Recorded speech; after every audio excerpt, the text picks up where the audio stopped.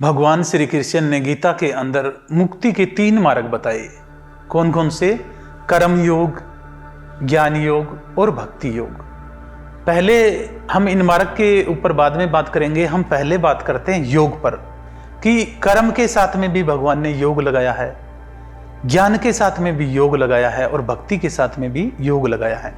ये योग क्या है? पूरी गीता के अंदर योग का बड़ा महत्व बताया है भगवान श्री कृष्ण ने।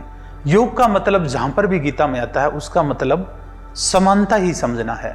मध्यम, वर्तमान पल में जीना, इस क्षण में शिथिर हो जाना योग कहलाता है।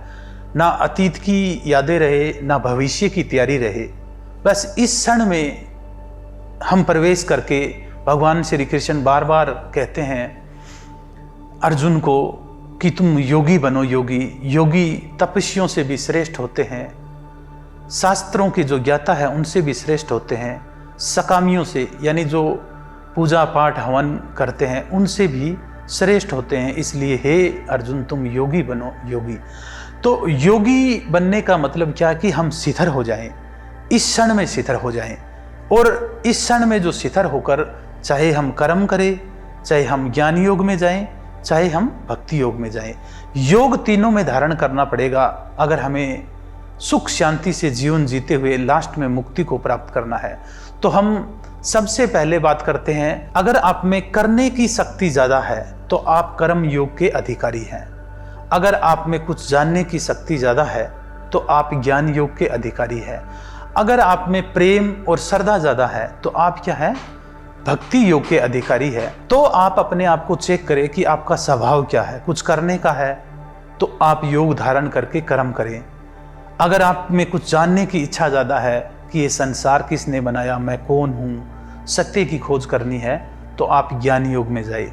और अगर आप में श्रद्धा है, आप में प्रेम बहुत ज़्यादा है, आप में समर्पण भाव बहुत ज़्यादा है, तो आप क्या है?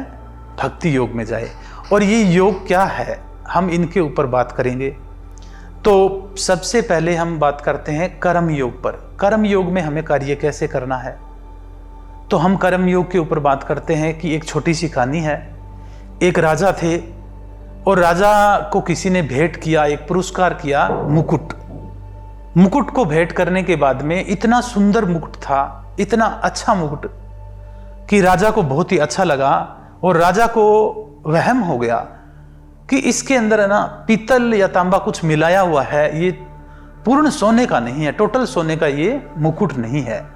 तो उन्होंने अपने एक सलाहकार को बुलाया और बोले कि ना तो इसको स्क्रैच करना है, ना इसको तोड़ना है, और अंदाजा लगाना है कि इसमें कितना सोना है और कितना तांबा है।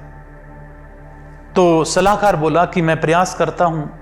सोचने लग गया। 1 दिन, 2 दिन, 5 दिन, 10 दिन हो गए। सोचते सोचते कोई आइडिया नहीं मिल रहा कि मुकुट को बगैर स्क्रैच किए, बगैर तोड़े हम कैसे अंदाजा लगाएं कि इसमें कितना सोना है, कितना तांबा है। एक दिन वो ऐसे ही अपने बाथरूम में घुसा। टब था वहां पर, पानी का भरा हुआ। नहाने के लिए बाथरूम में गया तो टब भरा हुआ था।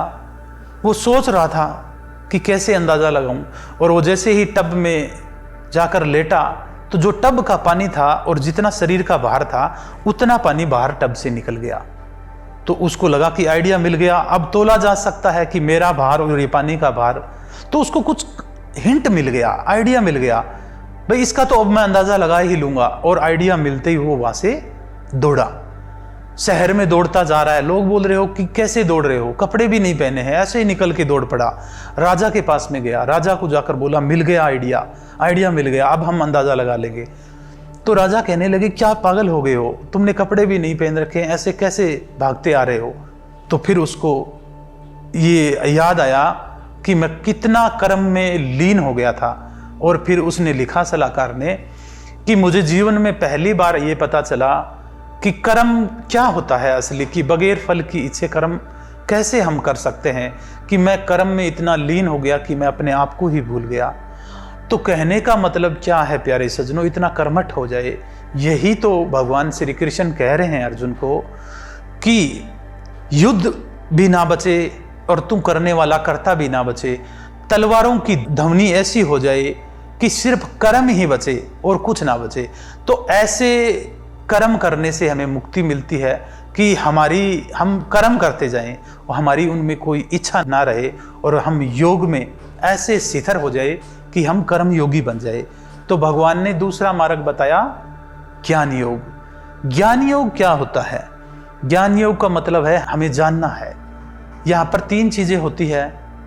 जैसे ये संपूर्ण संसार दिखाई दे रहा है, इसको ज्ञेय बोलते हैं, और इसको देख कौन रहा है? ज्ञाता, देखने वाला ज्ञाता है, और संसार है वो ज्ञेय है। और जो देख रहा है, बीच में देखने से देखने वाले को जो मिल रहा है वो क्या है?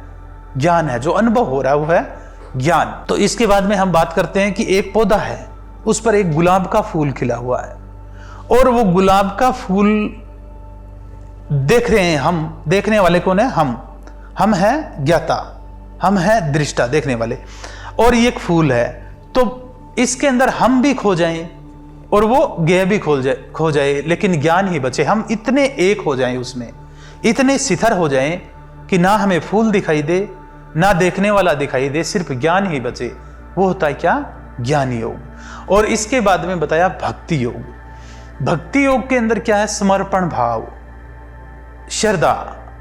भक्ति योग के अंदर इतने लीन हो जाए, जैसे कोई नाचने वाला है, जब वो नाचता है तो एक तो वो नाचने वाला खुद हो गया, एक नाच हो गया, वो दोनों खो जाए और क्या है? नृत्य ही बच जाए। जैसे मीरा गाती थी, गीत गाती थी, तो वो कृष्ण को भी भूल जाती थी, खुद को भी भूल जाती थी, सिर्फ गीत ही बचता है। तो ऐसे कहने का मतलब योग में इतने स्थिर हो जाएं, इतने एक हो जाएं हम काम के साथ में कि हमारी कोई इच्छा ना बचे। बस हम जो कर रहे हैं वो बस कर रहे हैं, ईश्वर के लिए कर रहे हैं। ये प्रकृति अपने आप सर्जन हो रही है, ऐसे ही हम भी कार्यों को सर्जन कर रहे हैं। तो जानने की शक्ति है वो क्या है? ज्ञान है। करने की शक्ति कर्म है, और श्रद्धा की शक्ति भक्ति है। तो इन तीनों योग को अपने जीवन में धारण करके आप जीवन को शांति से जीते हुए मुक्ति को प्राप्त कर सकते हैं। परम गुरु राधेश्याम जी से जुड़ी ऐसी ही जन कल्याणकारी वीडियो को देखने के लिए हमारे चैनल को सब्सक्राइब कीजिए, फॉलो कीजिए, लाइक कीजिए और मानव जाति के कल्याण के लिए इस वीडियो को ज्यादा से ज्यादा शेयर कीजिए।